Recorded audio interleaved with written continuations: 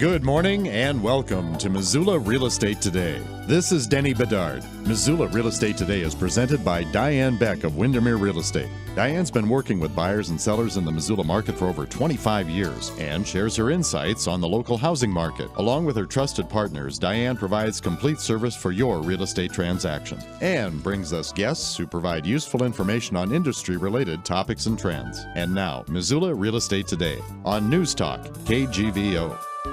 Well, good morning, and thank you very much for springing forward with Missoula Real Estate Today this weekend. The clock's ahead 1 hour weekend here.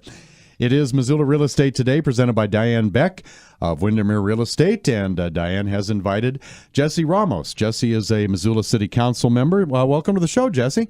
Hey, thanks for having me on, Denny. It's great to be here this morning. My pleasure. You have not been on Missoula Real Estate Today, but you've been on KGVO on a fairly regular basis. Jesse is a city councilman. Been on the council now for about 14 months. Your impressions, did anything kind of take you totally by surprise, or pretty much the expectations? Where are you at on that? I think for the most part, I had fairly realistic expectations when I got elected to the council. I do think that I had a little bit of naivety when I first got elected, thinking that, I'm going to go in, I'm going to explain my viewpoint, I'm going to change some minds, and I'm going to make more of a difference. But unfortunately, I've just been outvoted 11-1 most of the time. So it's a little disappointing, discouraging, but we'll keep after it.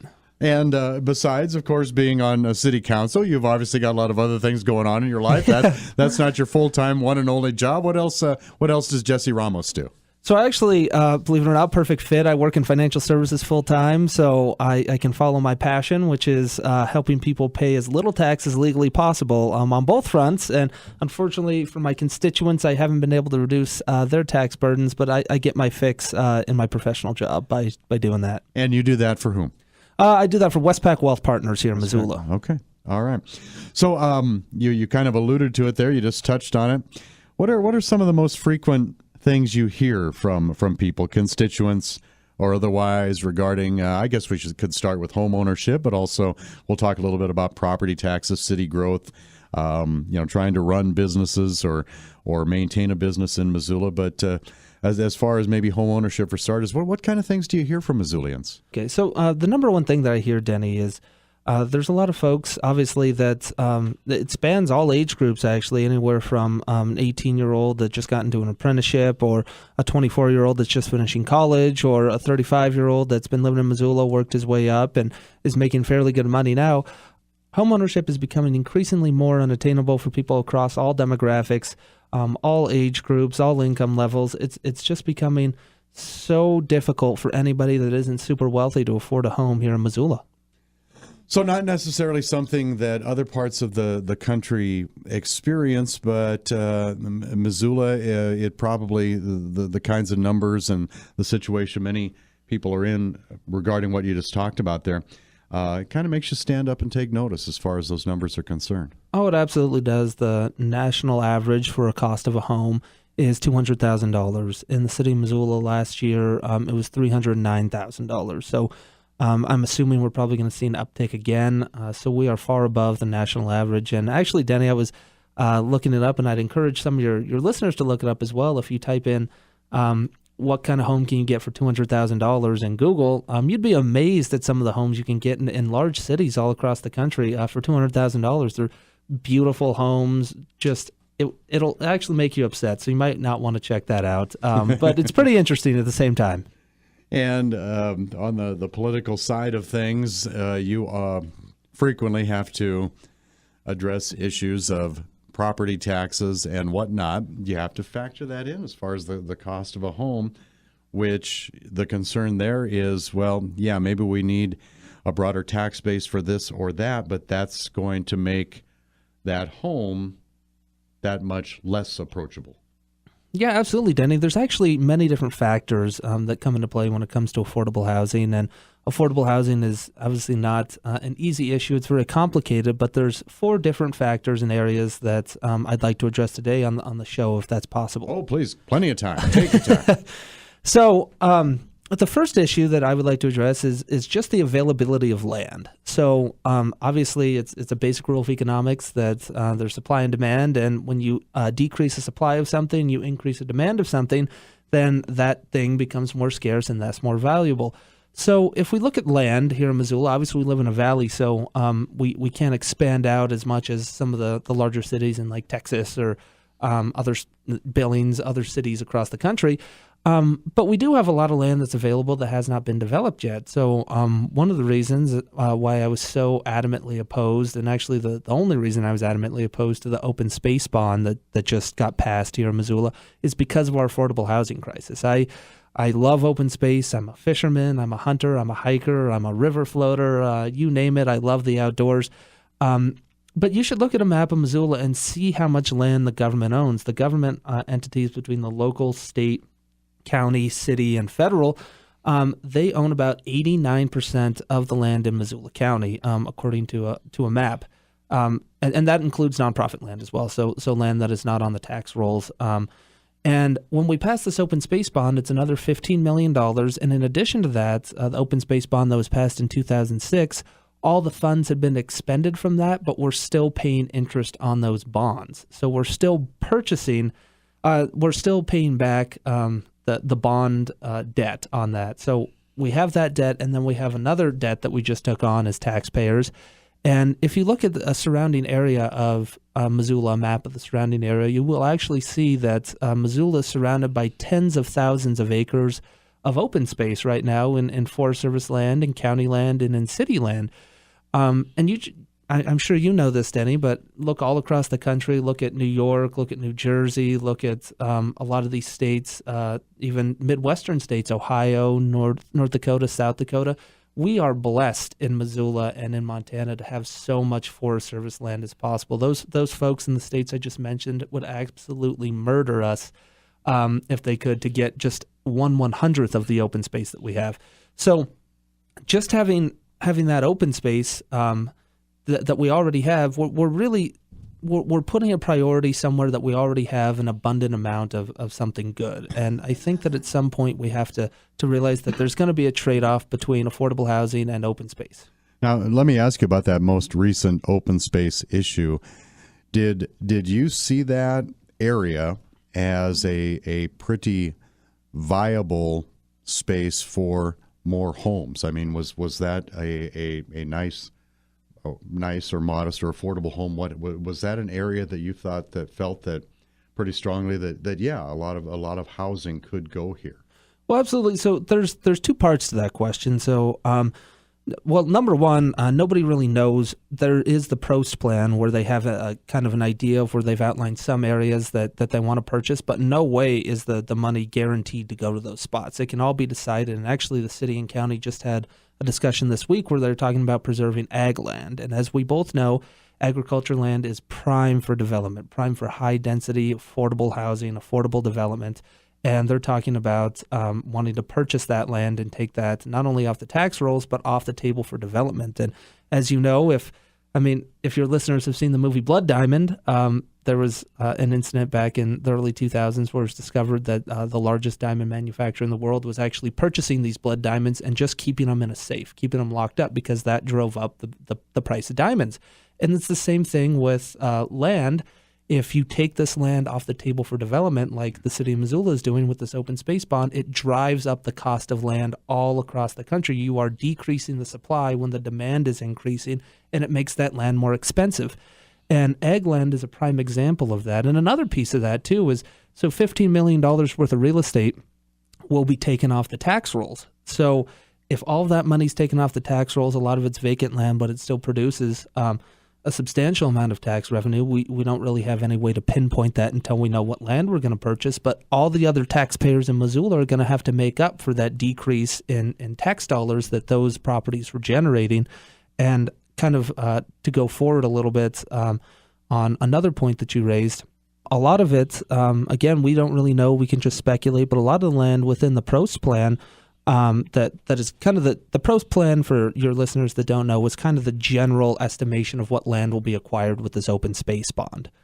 So for the most part, there was a lot of land just within that plan that was prime for development. But now you see the city and county taking a turn away from the Prost plan, where they're wanting to take on even more land that was prime for development, like agriculture land. And the mayor actually made a point that I wanted to discuss. He said that a lot of the land that the city's purchased recently is just going to be homes for McMansions. It's just going to be land for McMansions, and that's not affordable housing. But I think he's missing a key point, that you're still increasing the supply. If you build some more high-end homes, which again, a lot of this land that I'm talking about is not that type of land. It is prime for single-family homes, for multifamily units, for homes that will be affordable. But even if what the mayor said was true and it was only land that was for McMansions, he has to realize that McMansions, maybe in his book, that's a $500,000, $600,000 house. Even if it wasn't, it is creating more supply and allowing the people that are maybe in starter homes right now, that got into homes when they were 24, 25, that are in the $200,000, $300,000 range, to purchase these new homes, and thus opening up that property and lowering the cost and increasing the supply, because you have to have a succession. You have to have folks that want that there's homes for them too to move into at that upper end, and then they open up their homes for people so they can purchase starter homes. And then that opens up, when they purchase their starter homes, that opens up the rental units for people that are not quite to the point of home ownership yet, but they want affordable rentals. It's all basic economic supply and demand. This is Missoula Real Estate Today, presented by Diane Beck of Windermere Real Estate. Our guest is Jesse Ramos, Missoula City Councilman, and that was kind of point number one there. Jesse, you want to talk about available land and supply and demand? 1 of 4. Where do we move on to from here? Actually, unfortunately, I had one more point to make on the availability of land. So, I apologize. I can be a little long-winded, Denny. Basically, another point that I wanted to make as far as the availability of land, in addition to the open space bond that we had, not only just passed, but the land that we acquired with the open space bond that was passed in 2006, all of that land is now off the table for development. You cannot develop it, so obviously that increases the supply. But in addition to that, did you want to say something? That was going to be one of my questions is, okay, once it becomes open space, it's probably a long shot that it'll ever come back otherwise, correct? That is correct. And if it ever was to come back, you'd have a big public outcry saying, why are you selling our public lands? Mm-hmm. And so it is permanently off the table now. There's no getting it back. It's gone. And I mean, the real estate market recognizes that. The markets are very smart. They know that, okay, I'm sitting on a piece of property. They just removed 10% of all the developable property. That's going to increase the cost of our land by 40, 50, 60%, exactly. And it's going to jack it up. And in addition to that, Denny, not only do we have those 2 open space bonds that I just talked about, but also every developer within the city of Missoula, if they want to put a development in, they have to dedicate 11% of every development to open space. They have to dedicate 11% of every new development to open space. So that means that if you have a 10-acre development that you want to put a bunch of homes on, you have to take 1 acre of that, 10%. It's actually 11%, but just for simplicity purposes, We'll take 1 acre off the table, and we'll dedicate that to a park, to an open space.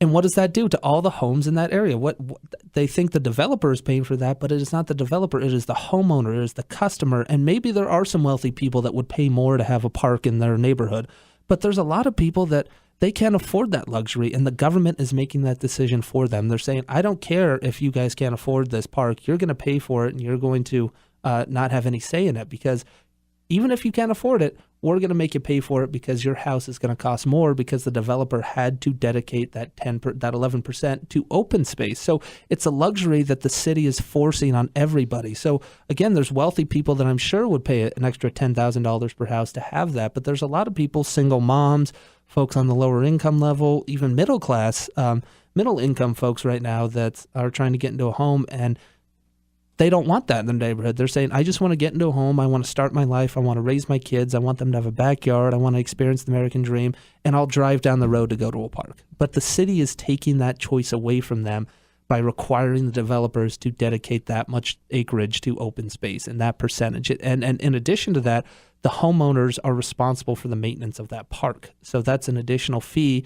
And the city loves HOAs, and they love passing on the city roles, the government roles of government, such as street plowing, street maintenance, street construction. They love passing that on to the homeowners. So that all adds cost to them because they are abandoning what I think is a core role of government, which is streets and infrastructure and maintenance of those streets. Jesse Ramos, our guest on Missoula Real Estate Today.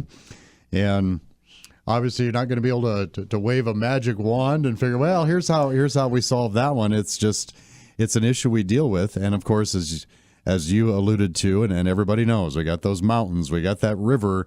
We're kind of in a little bit of a funnel here. We had Brent Wahlberg from Windermere Real Estate on last week on this program.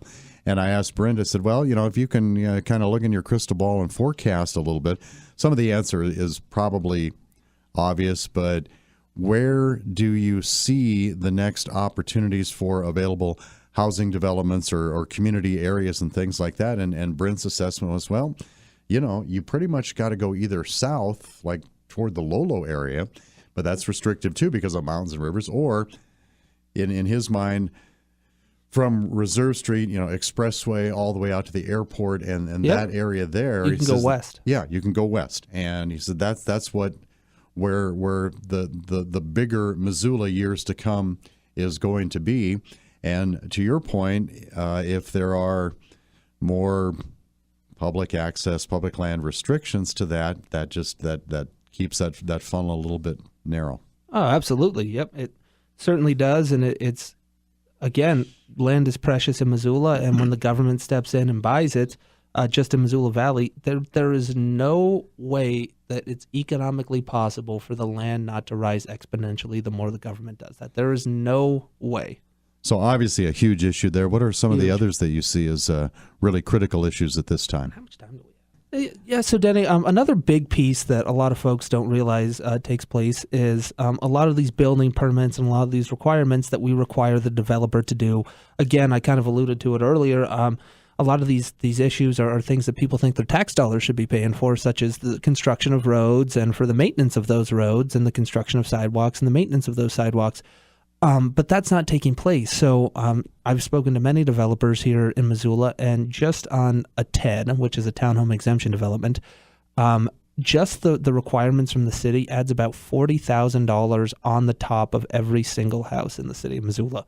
So just another point, Denny, is we talked about development costs a little bit, and we alluded to it slightly before, where we were talking about that a lot of these services that are being put on the homeowner are services that a lot of folks think should be covered by their tax dollars. But unfortunately, our tax dollars are going to so many other things that the city can't afford to provide those services. So they're putting it on the backs of the homeowners, such as street construction, street maintenance, sidewalk construction, general infrastructure. They're putting all that onto the backs of the homeowners, despite the fact that the homeowners in Missoula pay the highest taxes in the state.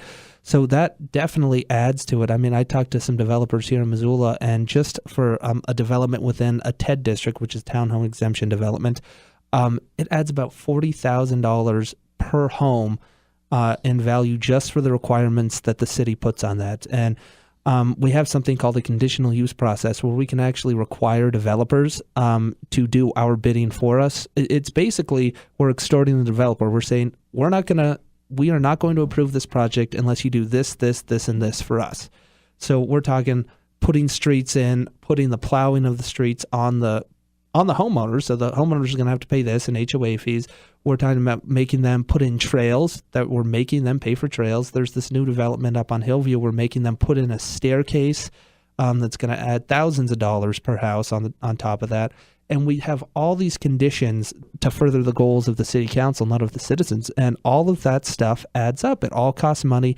Every single time we ask a developer to come back in, time and time and time again, these developers are paying these engineers and these consultants hundreds of thousands of dollars. That adds to the cost of the home. People think that on the city council, they think that the developer pays these costs. It is not. It is nothing more than a tax on the citizens that purchase that home. So all these extra requirements are taxes on the citizens. Their constituents are the ones that pay these costs. It's not the developer. The developer passes the cost on. They have to stay in business.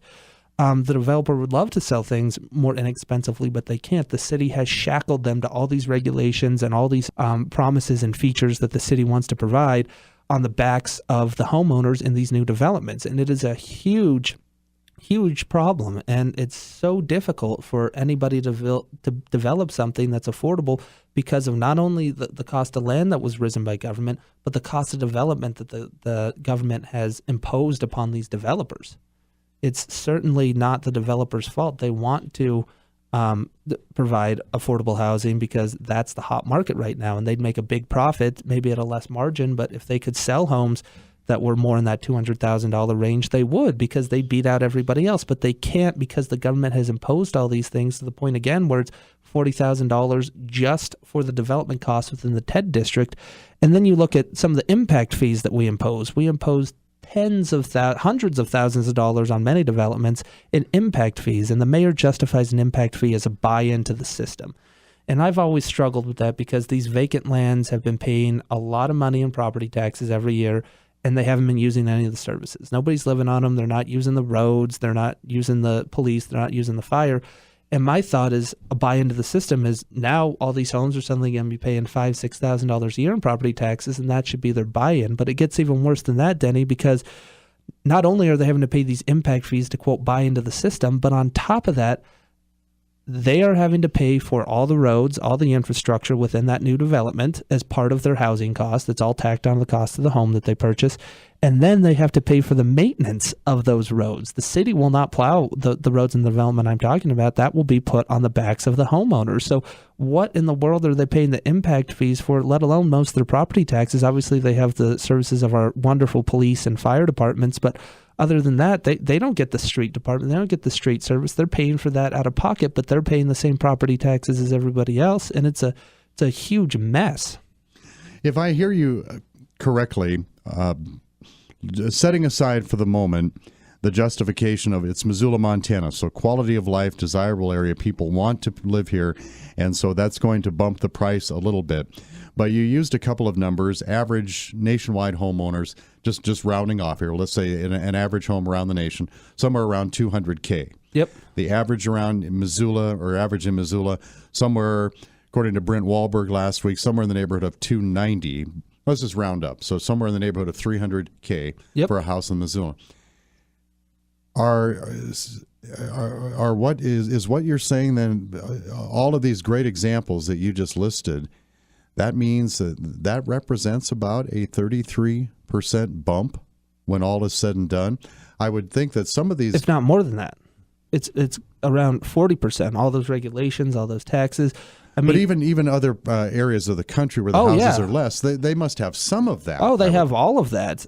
They just do it more efficiently. Okay. So actually, it's a 55% bump. We're 55% higher than the national average, just in the city of Missoula. And I hate to say it, but our wages here are $44,000 a year on average. This study was done by a liberal think tank. It was $44,000 a year. This is what the bottom 99% earn in Missoula. In Bozeman, it's $58,000 per year. We're taking a $14,000 a year pay cut. We're paying about 40% higher in property taxes.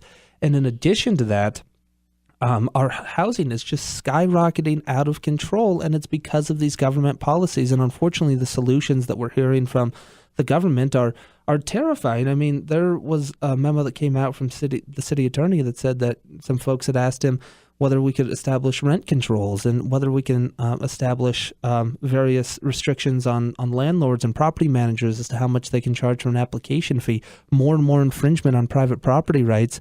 And the infringement's what's driving up the cost. I told you about the extortion of saying what they can do with their land, and we will approve this only if you do X, Y, and Z for us. Again, the property developer does not pay any of that. It is the homeowner that pays that. They are imposing more and more taxes on their citizens, and they can pass it all off and make the developer look bad, but it's them. I mean, our businesses are suffering here in Missoula because of the same type of policies. It's so expensive to do anything. And actually, I work with a lot of property managers, and on average, if you look at an apartment complex, 40% of the cost of the rent of the rent that comes in, 40% of that goes to pay property taxes. That's not including all the huge development costs I told you. That's not counting the cost of their loan to build that. That's not counting the insurance. That's not counting the maintenance. Just 40% on the bottom is just property taxes for a lot of those new apartment complexes. And it's not, I mean, You look at a home in the University District. I did this a few weeks ago. There's a home for rent for $1,400. It's probably off the market now, but $1,400. I snooped, found them on the cadastral, and then found their property tax bill. They're paying $650 per month just in property taxes on that. That's nearly half of their rent. And unless they own the home outright, if somebody had a mortgage on a home like that, they'd be underwater. The landlords and the developers are not getting rich off of this. It's the government that is getting rich because the government is making all these improvements on the backs of the homeowners and the renters. They're raising all this money through taxes. They're, again, requiring all these permits and fees. That's all revenue for them. That's the government that is getting rich off this affordable housing crisis. It's not the developer, and it's not the property managers. It is the government that is doing it. This is Missoula Real Estate Today, presented by Diane Beck of Windermere Real Estate. Our guest, Jesse Ramos from Missoula City Council. I don't want to get too far off track here, but something that popped into my mind, Jesse, as far as real estate prices and ownership. Can you comment at all or share some thoughts on what about commercial real estate, particularly in the downtown area? Are those prospective business owners kind of feeling the same sort of crunch in that area? Oh, they absolutely are. And I'm glad you brought this up, Denny. So we actually just had something passed in City Council. Myself and Councilwoman Michelle Cares were the only two that voted against it. And basically it imposes so much extra cost on businesses in the downtown area because they have to abide by what's called a design excellence project. And a design excellence project is you have to have a certain percentage of your building to be glass. You have to have a certain percentage brick. You have to have a certain percentage have a certain color paint and certain kind of wood. This all adds cost. And the cost, again, is not paid by the business owner. It's paid by the customer. We actually had a great architect named David Gray that came down and spoke to us. And he told us that he was pleading with us, and he was an architect, so he would have stood to make a lot of money off these extra projects. But he came down and was pleading with us and explaining that if a business that existed downtown was to put in a new window, then it would trigger a process, and they'd have to bring all of their standards up to the design excellence project. So a $2,000 window could end up costing them hundreds of thousands, if not $1 million, $2 million, because they'd have to suddenly implement brick. And a lot of times the buildings aren't rated for brick. Obviously, that's heavy. And believe it or not, according to this design excellence project, the Stockman Bank building on Orange Street and Broadway does not have enough glass. And the top 3 floors are all glass. So it's completely bizarre. And then on the same breath, they talk about wanting more and more energy efficiency, which I am a big proponent of. But do you know how inefficient it is to heat and cool glass in Montana? It's wasting so much energy, and it's discouraging business owners from coming to Missoula because they have to pay for all these regulations, and they're not doing the job that the citizens are paying the highest taxes in the state for. Well, believe it or not, Jesse, we're almost out of time for today. I do want to say a special thanks to some of Diane's marketing partners that help bring you Missoula Real Estate Today. Rob Fleming with Man Mortgage, Miles Link of Opportunity Bank of Montana, and Carol Blodgett with MakeItMissoula.com. Very interesting stuff. Before I let you go, I know we don't have much time left and you got to get going, but any parting thoughts or any final things you'd like to convey before we wrap it up? I can't stress enough how important the affordable housing issue is to me in Missoula. I mean, it's key to everything. It's key to folks in my generation being able to experience the American dream of owning their own home. It's key to businesses coming here to raise wages. It's key to everything. And unfortunately, we're seeing more of the policies that caused this crisis in the first place. We're not seeing less of them. And I would encourage the city government to try a new approach. It's not comfortable, but please, it's never been tried before, my way of thinking. In Missoula, at least as far as I can remember. And I think that we need to make a radical change and come out of our comfort zone and realize that it might feel good, but does it do any good? And the answer is no. These policies that are going to be implemented by the city government, if unchanged, are going to have the complete opposite effect. You're either going to have to be really rich to live in Missoula, or you're going to have to be really poor to where you qualify for government subsidy, because the middle class is going to be decimated in Missoula. Missoula City Councilman Jesse Ramos on Missoula Real Estate Today. Glad you came in. Great job, and hope to talk to you again soon. Sounds great. Thanks for having me on, Denny. Thank you for listening to Missoula Real Estate Today. We hope you found this morning's information to be helpful. If you have any suggested topics for any future Missoula Real Estate Today programs or any questions about buying or selling, contact Diane Beck with Windermere Real Estate. Email dianebeck@realtor.com or visit her website homesinmissoula.com. That's homesinmissoula.com. We'll see you next time on Missoula Real Estate Today.